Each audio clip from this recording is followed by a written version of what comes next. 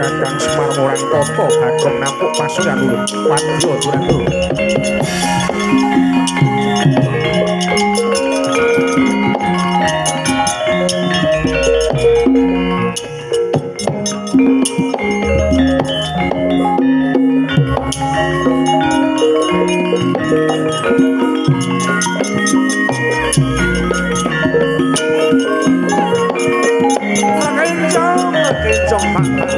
bolong baru doyong negoro kancane sapa segawe ulah diguru aturan rawuh Kakang Rana niki hadir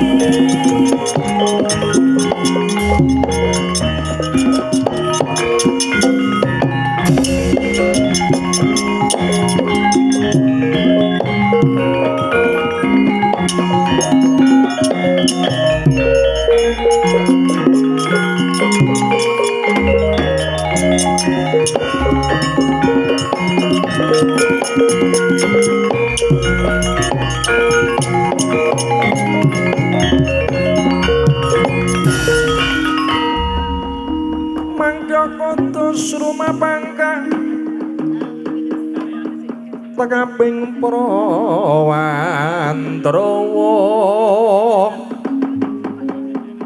rumaping paparisan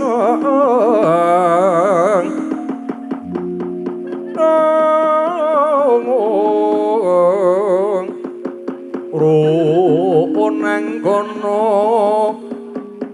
magawe gelari rawang-wang makutha majuru jungkung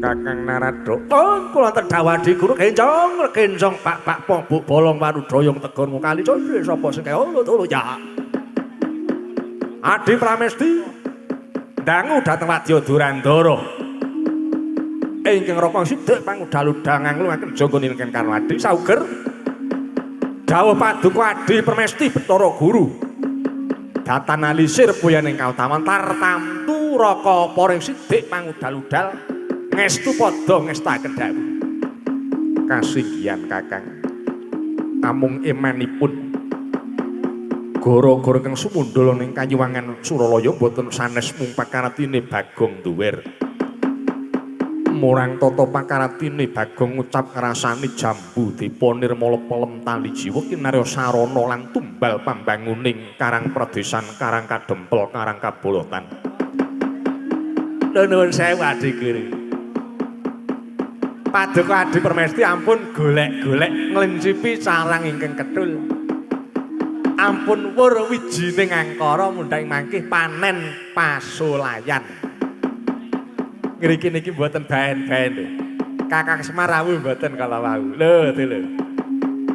Inggih Kakang Semar ingkang mancai dawuh timbalan dulu. Nah, ra apa to ya salah. Regenjang. Yen wis kaya ngeten ami wangsul kewaladi. Ampun dipun teras-terasaken dipun badhe siya lan baksia kalian pun Bagong Doer. Niku arep wong kaya ngono ning atine jujur ora tau demen milik-milok darbe ing liyan ya mung ngomongane Bagong sing ora tau halus ning pecotot glanyonge jamak. Ning wong resik menika ngayoman gustine lho. Diewangi pamenange lha wonten niku menika.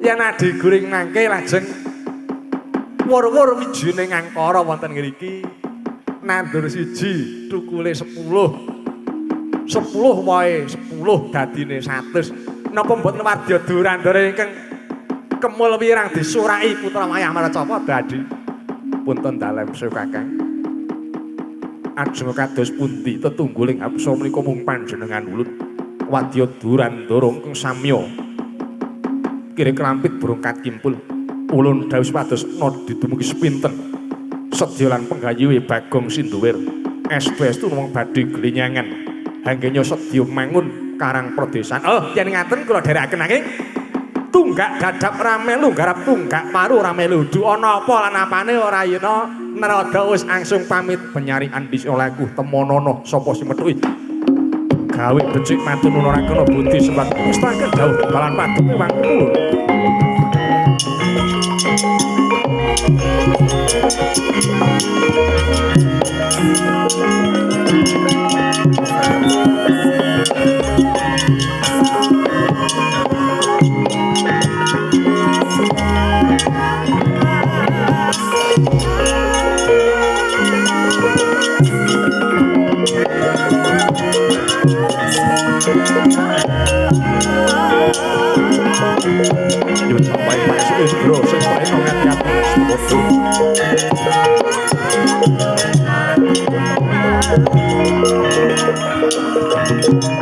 Bromo tumandap Bromo wis takon tau.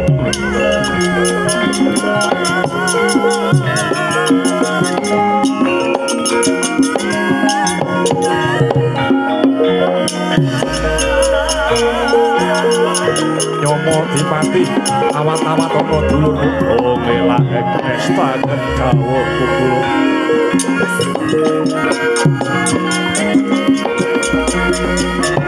Aku kurang toto jabut nyaman.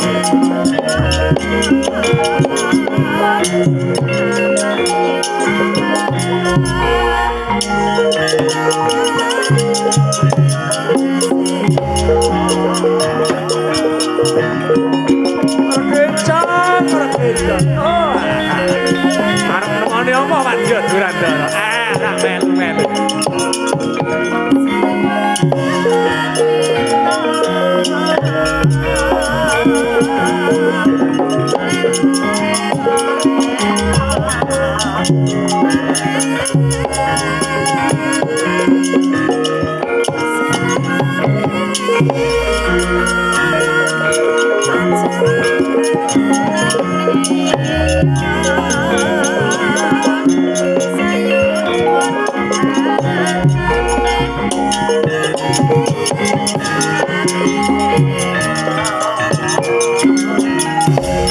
Jakati aku nowo garing lungguh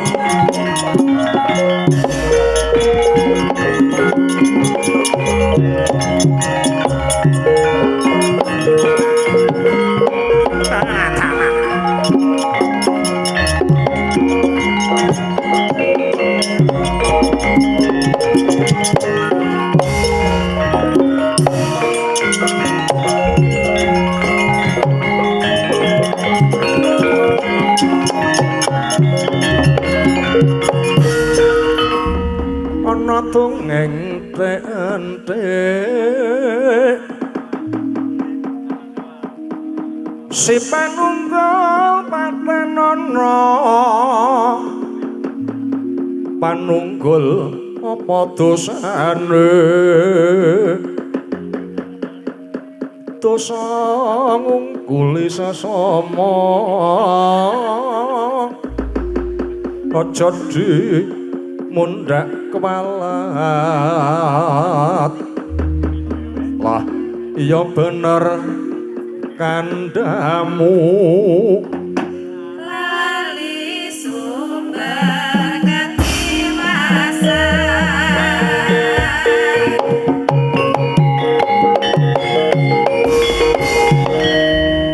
ora bakal panglik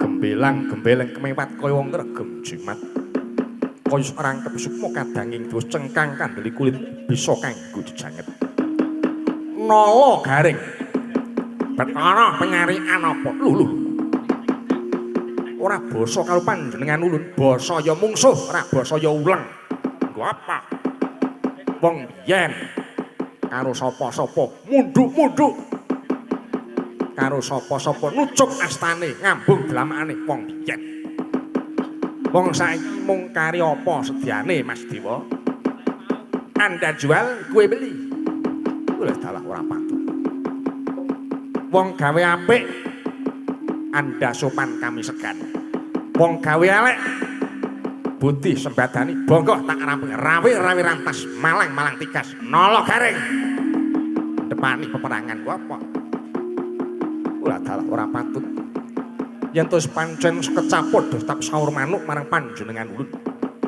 pisan meneh tak elingake yen pengin slamet ora babak bucik kulitmu ora jabel nyawamu dina iki aja melu-melu perkara iki Bagong Dawana supaya murungake sediane ngucap ngrasani pusakaning dewa pasugataning para aksara winantu jambu dipa nirmalan pelem tali jiwa ora iso yen dewa nglungguhi drajating kadewan wis sak lumrahe putra mayah Mercapada ki ngluhurke marang kadewan yen dewa wis ora gagas ora gatekke karo titah Mercapada nuwun sewu ora ana gunane titah banjur ngajeni karo itu nyatane dhewe ora menggalihke karo kawulane ya wis ora usah kakean bebangal ora usah kakean wus nala garing tak katutke dosane aja kaget yen toko ora mangan nangkane gabul pulute buti sepedane bareng mati mujuti Bathara Penyana aja tinggal lagak colong maju garing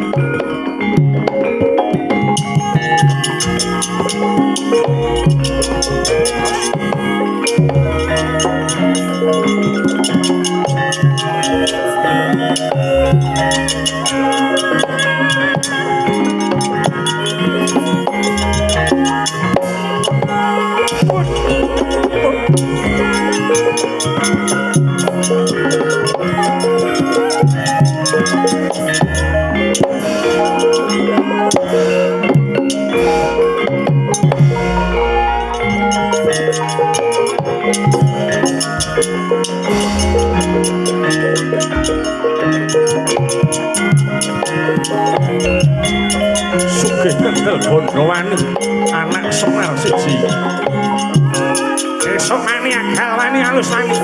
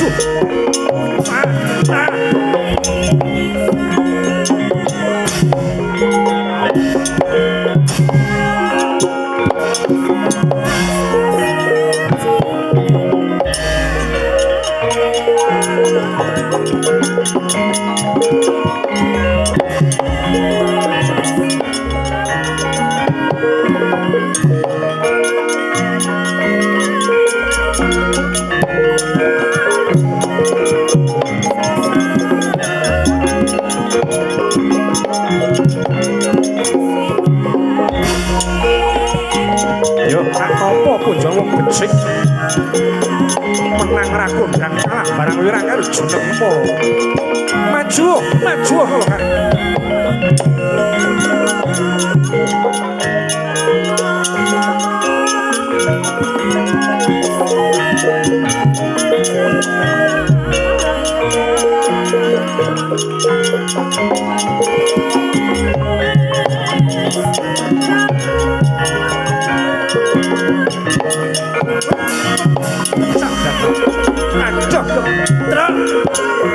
dalam mati tenan aku terus ngobrol tok.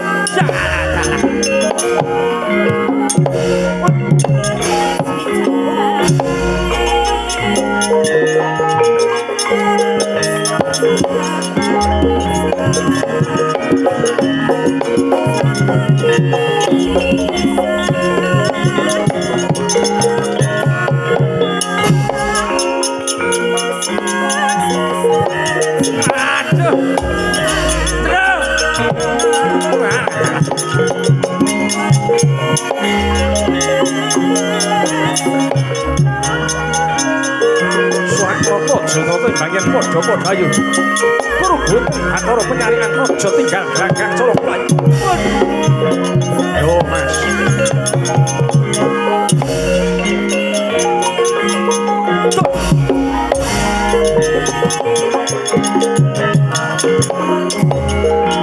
jaluk musuh sing bobot timbang ayo wadya doran loro perebutan karang kedempel tunggu sekeco rajane dewi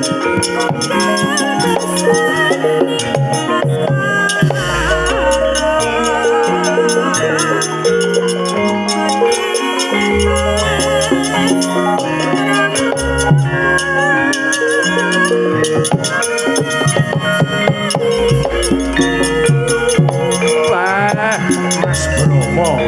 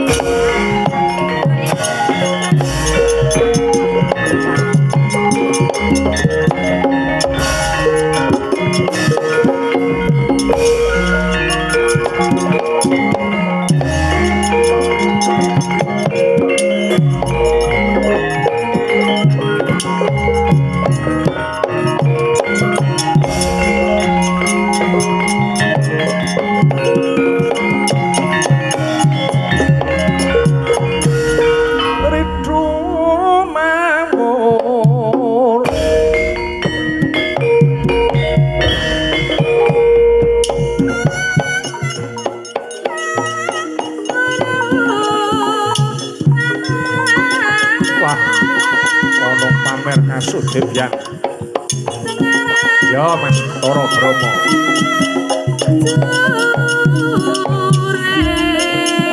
mani jenenge lho sesuk mani saiki mani Mas guru kongso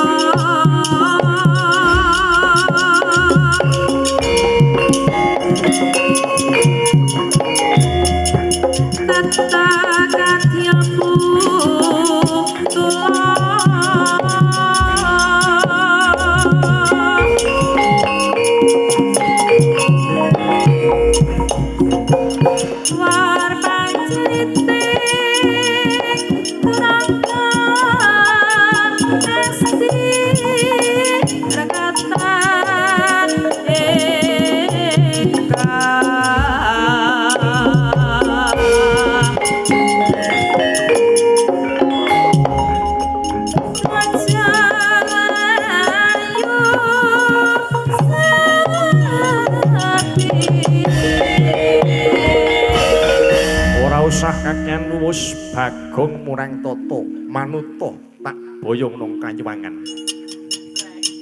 yen ora pengin tak katutke dosa rasah melu-melu perkara iki bagong nedya dadi jangkeping umpak bali maracu pundha manik kurang bejane tak cemplungake kawah candra dimuka kurang bejane desa kene sing wis kewanen lancang lanyu-lanyu tak rantake bumi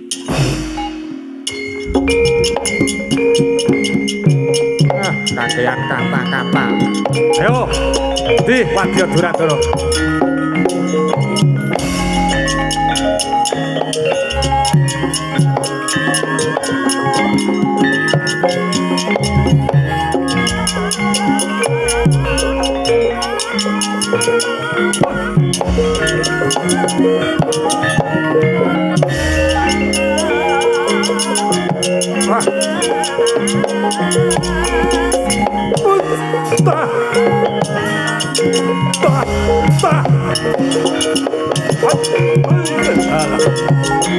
Yo, yo, mas.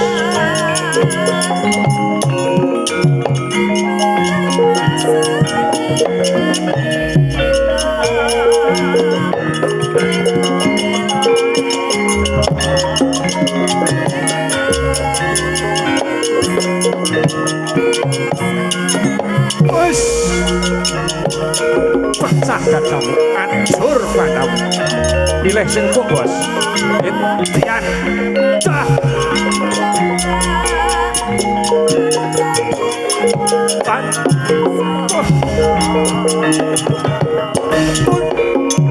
Jengkat. Rupet. Sangono. Terus.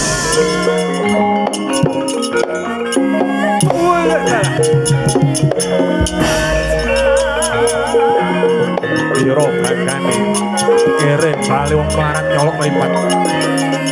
Bathara Brama tanding. Bathara Brama tandang. Maju, maju.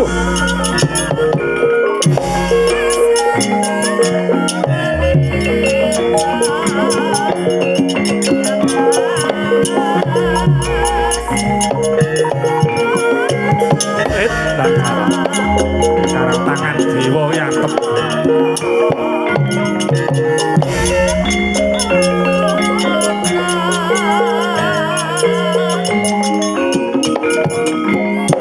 Joyo matiaku. Tak. Aduh. Ah. Aduh.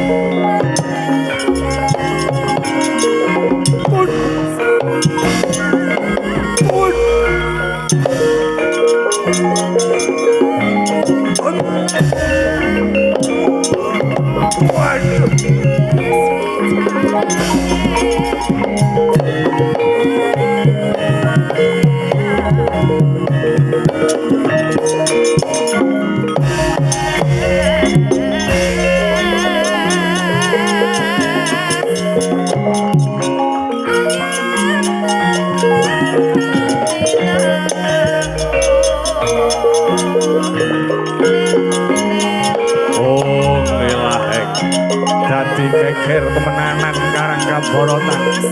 Ojo melu-melu. Cabut nyawane. Mundur.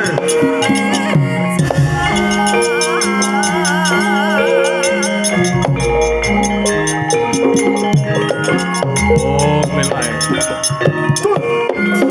Wadal. 14.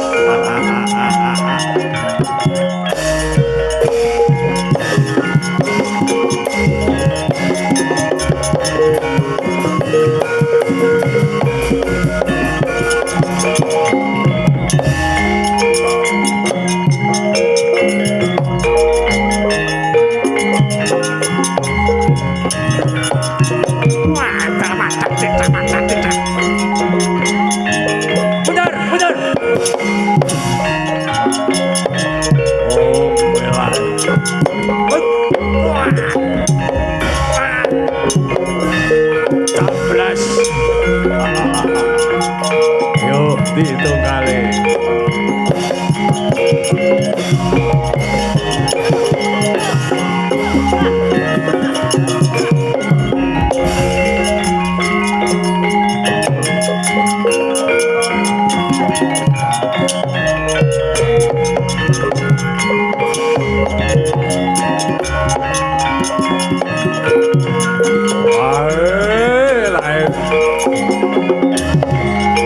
Agong tanggung jawab.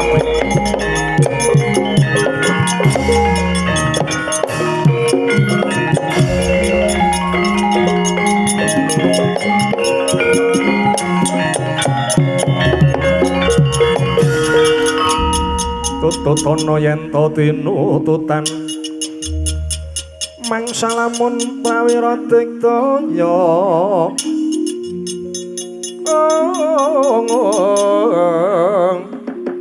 mangeling ana sang Senapati ngayuda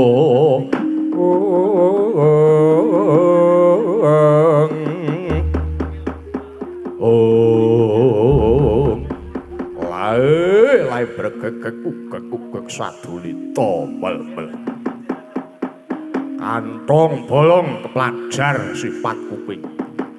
Wah pripun Pak Yun pangapunten. Ajeng kula pun pawiti wur sembur kalih bapak niku sing maju tukang jabut nyawa niku ajeng pripun? Sing maju sapa?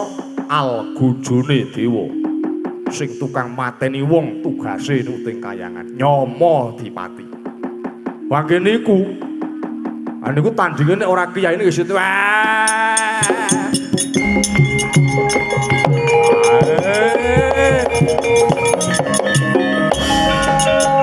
Wes rasakno ketemu karo jejengkote. Nonton perang.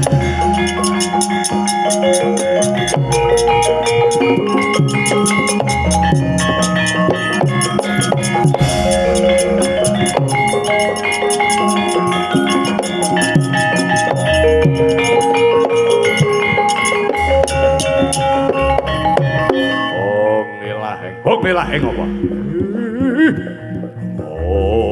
Milaheng Siwarsana ndi?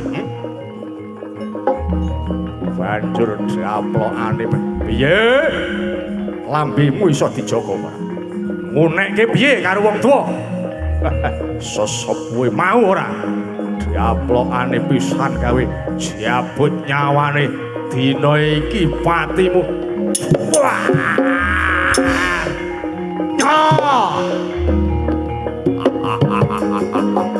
Rasakno walate wong tuwa.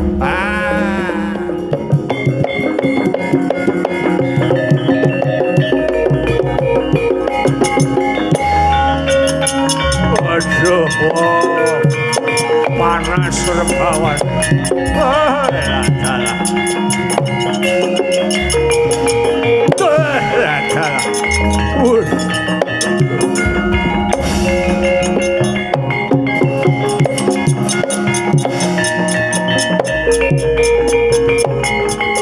Ditamu lamaanku sumelet kaya mawa bathok tobat kulawa bungkul senjata pitulung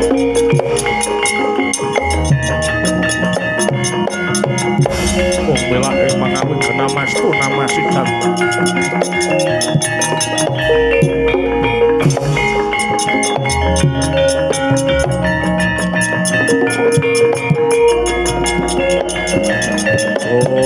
milaheng aduh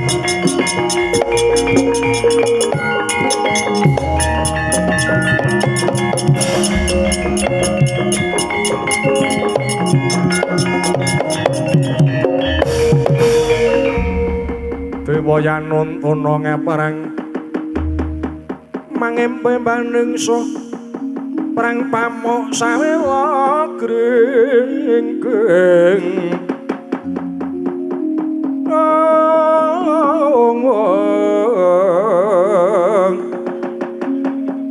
ana padang tuturin ana peteng tutu wangi ya padang ing rasa peteng ing antaka ya padang ing nyawa peteng ing antaka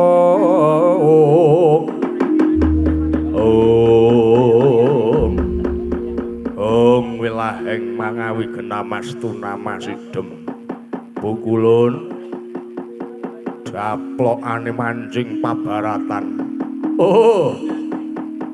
kula mung tidamu delamaan kula panas kaya mawa bathuk mawa wisa pukut wis ora usah melu-melu ulun dhewe kang tanggung jawab kuat nampa cistri surambuh dadimu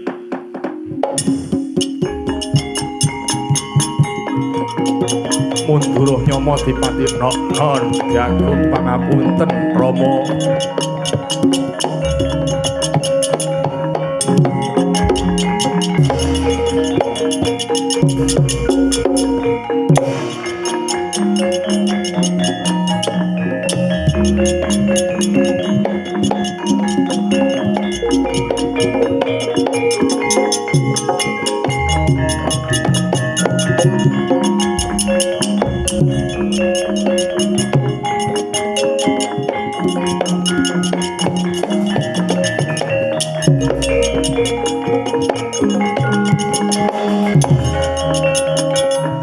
Dadimu Bagong, dadimu Kakang Ismaya.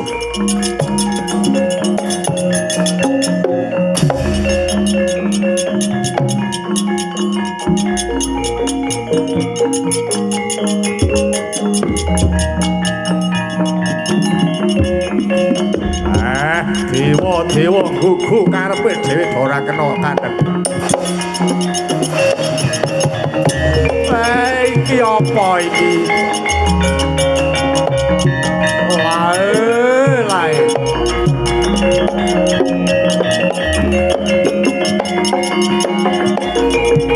Nyoh tampanono. Tak kundurke.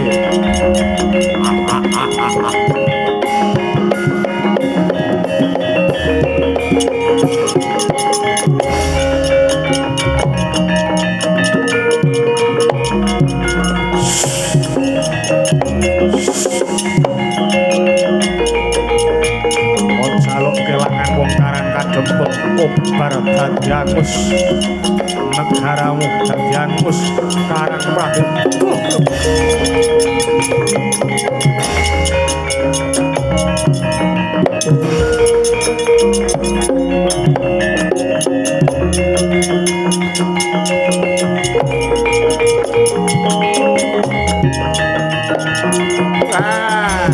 Tunggu. Aduh Kakang. Rumang sapopo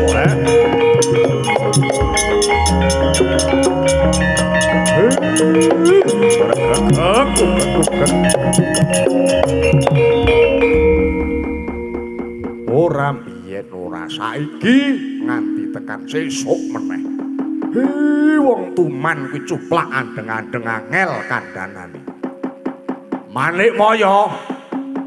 Inggih kula Kakang. Arep ngejak pirang dina, pirang taun olehmu. Adu to sing balung leting kulit karo kakangamu sing siji. Nggih Kakang nyuwun pangapunten. Kakang Ismaya ampun bencel pamanggih, ampun salah ing pinaham. Sayekti panjenengan ulun boten karena tega nglorobaken Bagong sakadang dhateng jurang ing kanistan. Salugut juwawut pinarasa sastra boten gadhahi kula menika badhe paring sesakit lan pidana dhateng titah Mracapada. Nyatane kowe gawe ruhara ana ing Karang Perdesang kene.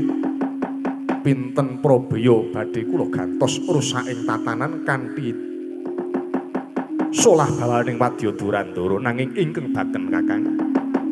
Ulun nedya mung dadar dumugi sepinten kekiyataning batos. Sok sentina kiwa badhe mbangun desane menika mboten enteng sangganipun. Ingkang sumampir wonten pundhak kalan-kalan mboten namung rupining Probaya lan ragat. Nanging santosaning batin ingkang kedah mawi tumajuh mangun batining desa. Menika langkung ngawrat tinimbane ragat Redana lan Artabandha Kakang Ismaya. Bathara Gurang Kris kalah ketekuk karo kahanan ketlenyek ing lelakon ya mung memunis sing kaya ngono kuwi. Mau-mau kuwi glelenge jamak pake wong sugih, pake wong pangkat. Demen wong menang kok njur semenang-menang. Wong menang kok njur tumpang menang. Tekan kapan kowe kaya ngono adhiku?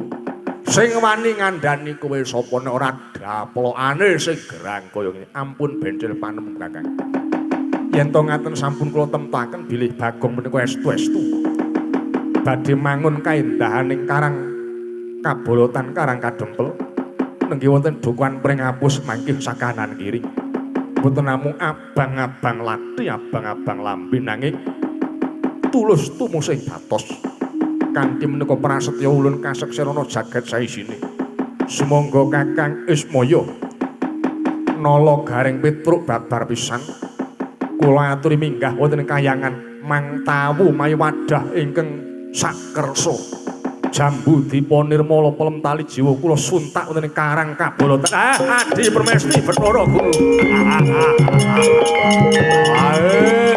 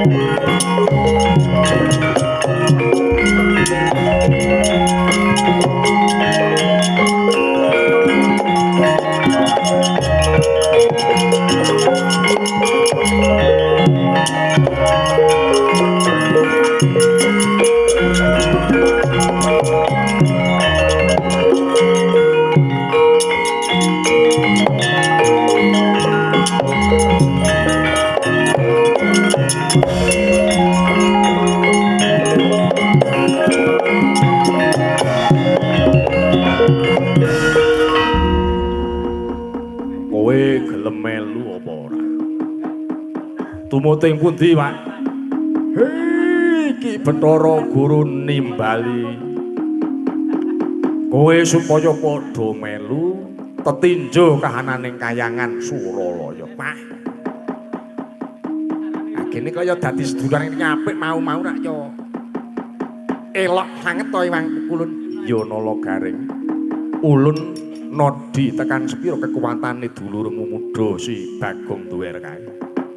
Jebul nyata-nyata yen to wong rukun kuwi sing gawe santosa senajan to Bagong yen ora diwangi wong tuane ora diwangi dulure mokal bisa lulus anggone mbangun karang desane mulayuh aja nganti padha kesuwen munggah ana ing kayangan suwawi Kakang kula dereng gandeng kunsa mangkih kula aturi jambu dipa nirmala pelem tali jolan punapa kemawon pusakaning kayiwangan pun tawu mongso Buddha Kakang Badranya. Munggah kayangan. Oke, munggah kayangan.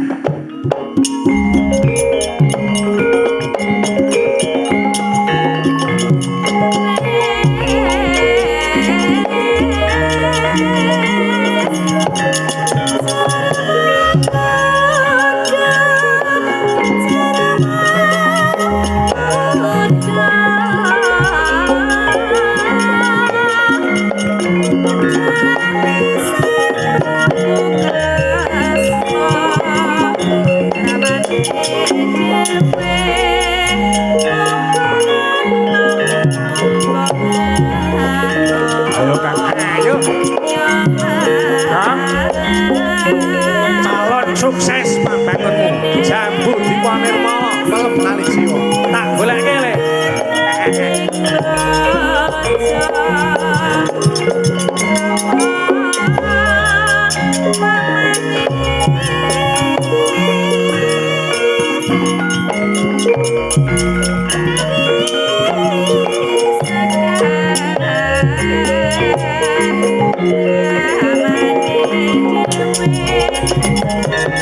Wah, calak. Iki lakon apa ya iki? Oh, ana-ana bae.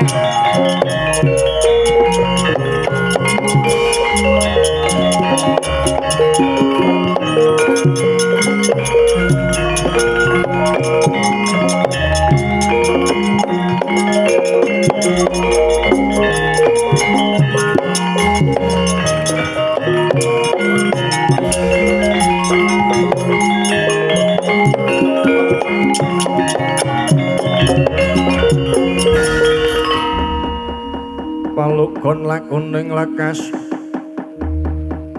lokita linuting kidung kadung kang kadereng momong mangun manah rahayu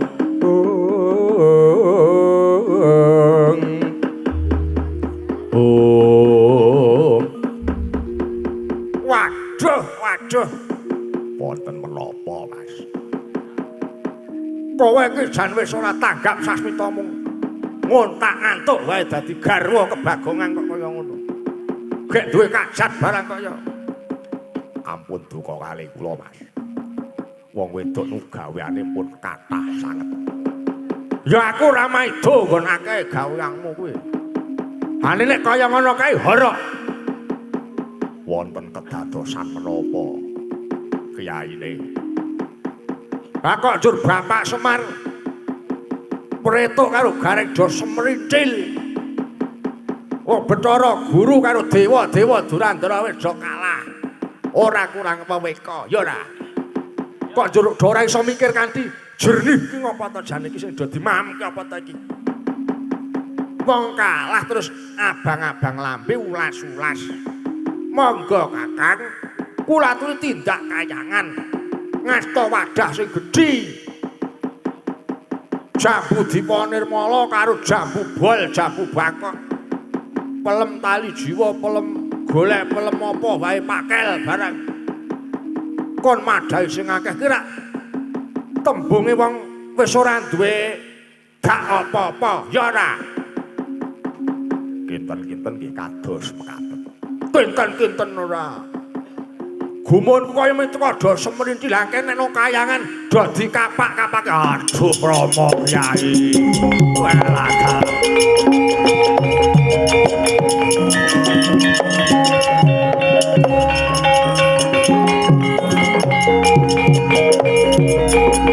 Yo, ora. Ngono kaya do ora telaten le do menggak le. Bagong sing ngene bodho dhewe wong pirang-pirang kok malah neritik dhewe to rasaku. Nam kula Mas. Mangsa Bodhawa ya kawidadane kebagongan dipurba sing sapi-api karo warga kene. Lah sampean badhe tindak pundi Mas? Aku tak sambat sing luwih tuwa timbangane Om Guru. Tak sambat sing luwih tuwa timbang Kyaine Semar. Wong menungsa ki pancen kegaduhan ira apes lena lali langgon lali kene iki nem badhe sabat kali sinten malih. Aku tak sowan Watagok. Ana ora ana sabiyantine Watagok. Bapakku dikapak-kapakke, arek aku kelangan wong tuwa sak sedulure njur aku urip karo mangsa Bodhawa Mas kula cakan. Yo.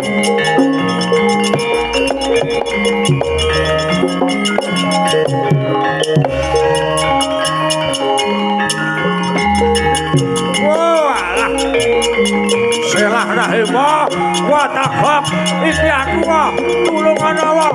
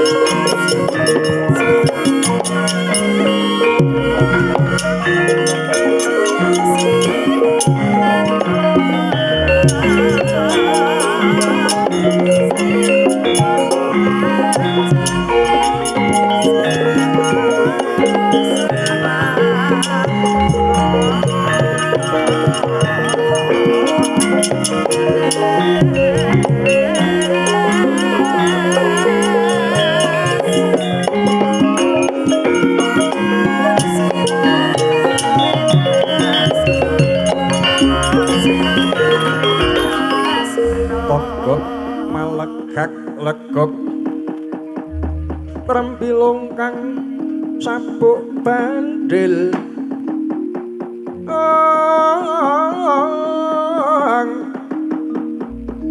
Tejo maya tejo mantri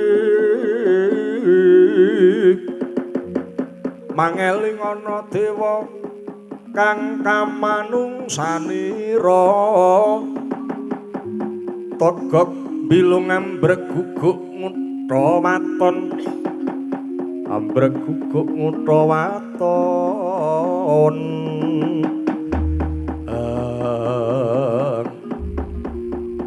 yung kowe iki ngapa tagake kok kaya nom-noman ae lho iki awan ora patek mangan bengi ora patek ngopo-ngopo iki jane iki ngopo iki lho lho kaya wong salah tonen sing tak gagas ora werna-werna lho mung perkara impen wong tuwek urip seprana sprene kok mung mumet karo impen. Contoke adik bilung iki lho. Mumet impen moh. Nek ngono kowe ora tau mumet. Ya mumet wae wong urip kok ora mumet iki jenenge ya udu wong. Are wong tuwa kok mumet kok perkara impen nganti kaya cah ABG. Mumet ya sing kurup saurane iki mumet mikir mendre barang ngono. Mumet kok ming perkara impen gek kowe iki ngimpi apa gak tuwekan ora laras kowe kira aku ki ngimpi ninggal bocah kok nang pinggiring jurang curi mongko nganti ana keplesene bocah sing tak mung kuwi caplok boyo caplok iwak galak ning telenging samudra aming perkara ngimpi wae kok diugemi ngantek kowe gering payus cayamu ki adane aku ngimpi ku nek mung ngimpi mung kembange wong turu terus sedina rong dina lali lha iki ku ngimpi ku saya gancleng nang tlapukaning mripat malah kaya jan saya gegelani rasaku kebak ning rasa bingung kudu kepiye wedi tenan aku karo impen siji iki aku ketulungono yen aku ki kena sawan aku tambanono lho ora mung mbok pepoyoki kaya ngono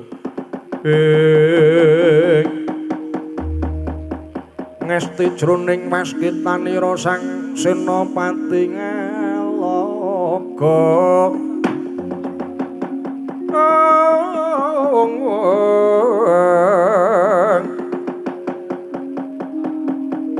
dandang sumyang cirewanji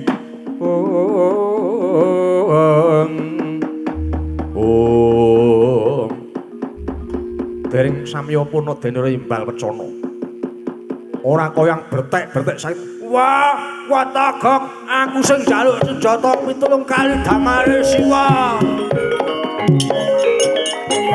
ora salah kae sapa kae lho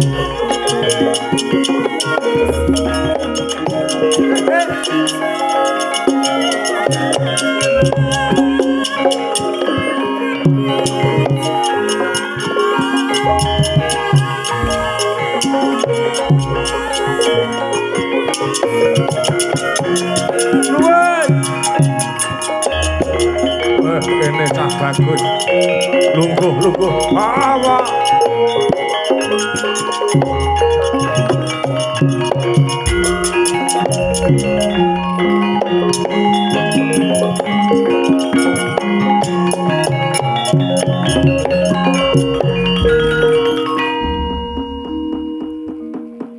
kok kadingaren kowe tekan kene lage iki Bagong iki medhayah nang awakne nek ling gawa apa-apa kuwi mesti wae ora wong kowe ora ngrusuhi ora ngina-ina karo awakmu wis istimewa kuwi kene tawa aja kesusu duka biasane iki ya guyon ning iki aku serius tenan iki wong Bagong le wigati temen ulem-ulem wale ya sadurunge wae aku tak genepi tata kramane kepernanom karo Siwa sekalian sembah bektine Bagong wae katur Siwa Taga karo Siwa Trembilung Iya wah jan madeg pakem yo ngene iki mbok saben dinane iki dicontoh anak putule apik lele. Tak tampa. Gawe bombong rasane wong tuwek. Yo boastutine wakmu wae do ditampani. Ya sengko tak tampani tak susuki. Kae apa kae? Tak tampa.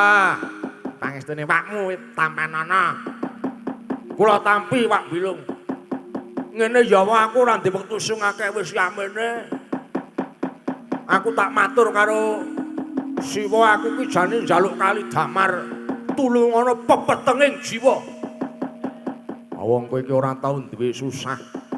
Gaweane tukang nglipur wong. Lah wong tukang nglipur wong ki njur ora tau susah di masalah dhewe ngono, Pak.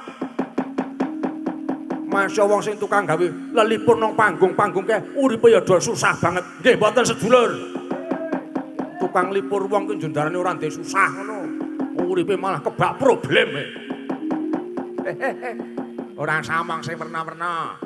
Perlumu karo wakmu ki apa mung wakmu ki gek rada dongang dongong perkara impen tekamu duwe rembug sing cetha rek iso kesamur wakmu iki.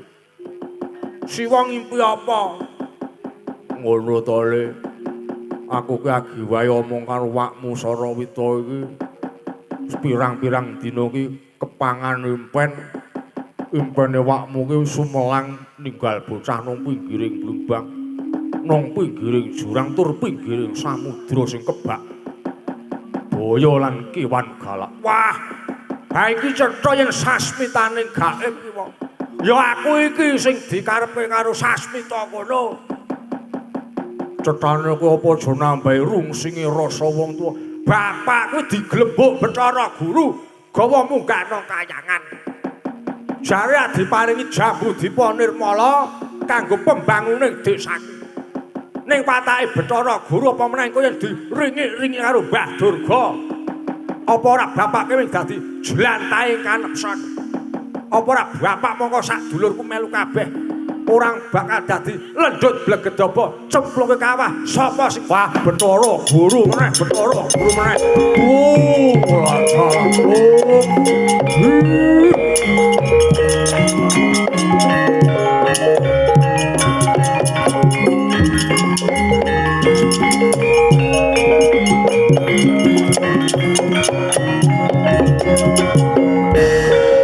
ngene wae tututana aja ngantek kedaluwarsa aja nganti kesuwen. Kowe tak damoni nek Bathara Guru ki mamerke katiyasane kok kaya sing tuwa ki ming pertingkah dhewe. Kok kaya sing tuwa ki mung manik maya dhewe. Sak tuwa-tuwane Bathara Guru tuwa bapakmu. Sak tuwa-tuwane bapakmu tuwek meneh wakmu iki. Mung dum-dumane gawe ki sing abot dhewe iki wakmu tega keke tak ngono. Lah piye ta, Pak? Wakmu ki bagiane momong wong sing sugih ning angkara murka ora gampang ngandani wong sing atine bosok-bosok ki ora gampang tak kandhani. Nek pakmu ki melu wong rekoso ning atine resik-resik didunungi gugu dikandhani tertib. Pakmu ki rekoso ming rekoso awake. Luwih rekoso ki wakmu iki ngono. Apa njur sing luwih tuwek kok dinyak-nyak sak karepe dhewe. Oh. Gugaten kayangan. Tutupi baban songo. Tontonen tak sabda dadi satria sing pidhek matur sembah nuwun watagok.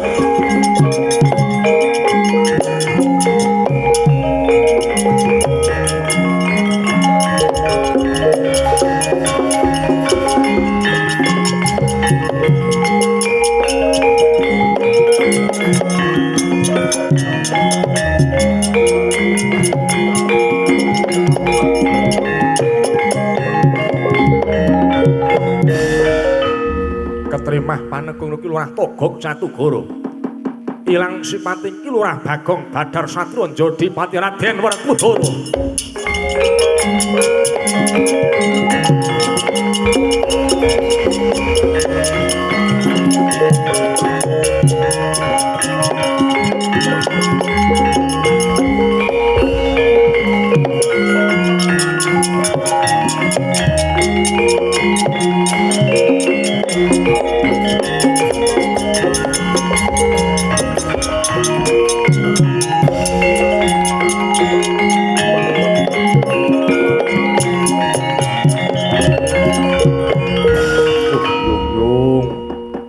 Nganggo srana ngene iki kowe bisa ngorak-arik kayangan Suralaya.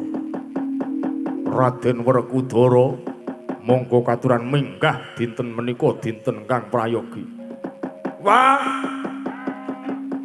Aku kudu gugat karo dewa tak amuke dhewe. Aku njur suarane kok njur ming teko sebele. Kowe iki wujud Raden Werkudara to. Waduh. Lah aku kudu piye wae? Gereng iso ora bendina nderek Jodipati kok ora. Wah, ngono. Wah. Dadi Werkudara kuwi angel wae. Kudu bisa oleh ngorak-arik kayangan kuwi. Kowe wujud Bagong Tendrang Dewa glundung tek.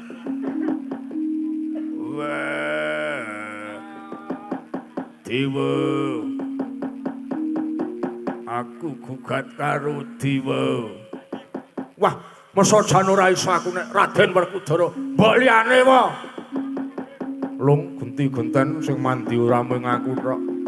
Ya kowe wong kowe sing gek sedhih.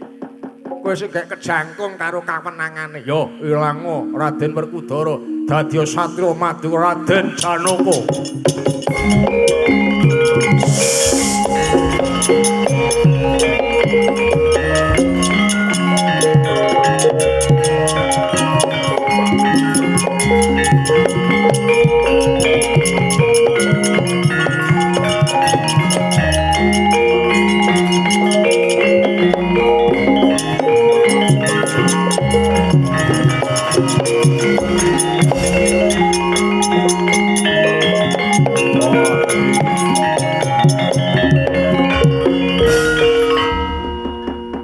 Raden Janaka ampun dangu-dangu lenggah wonten ing jurang Porong.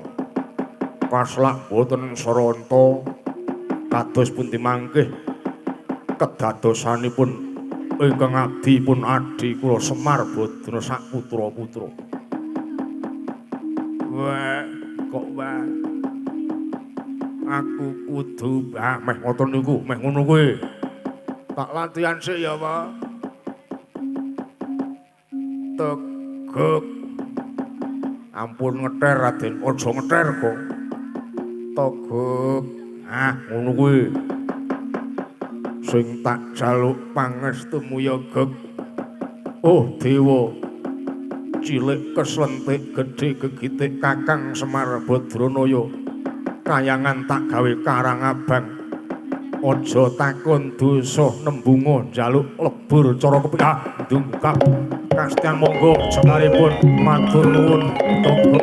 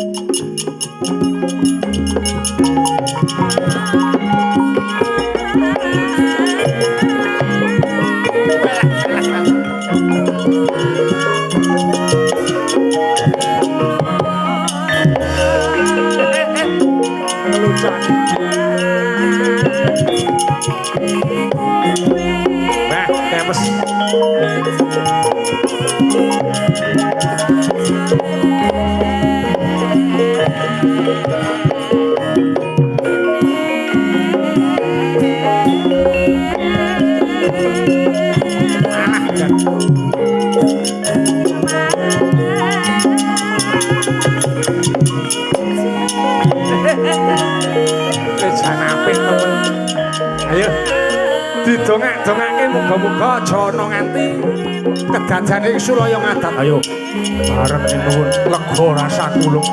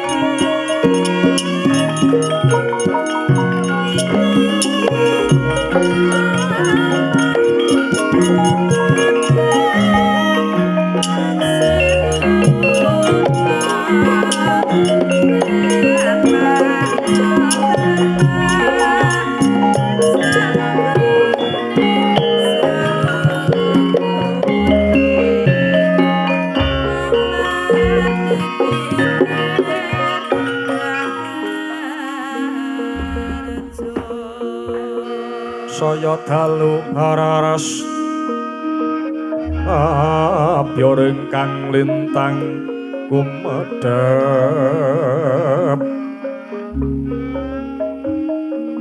titi sonya medya ratri lumrang gandaning pos pita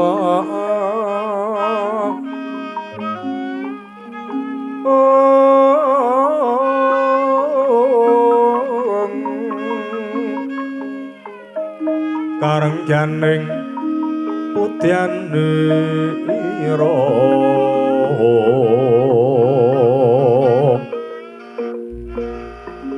sang Dwijawara ambreng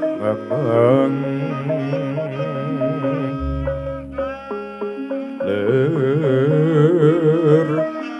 kumaraning madu pronto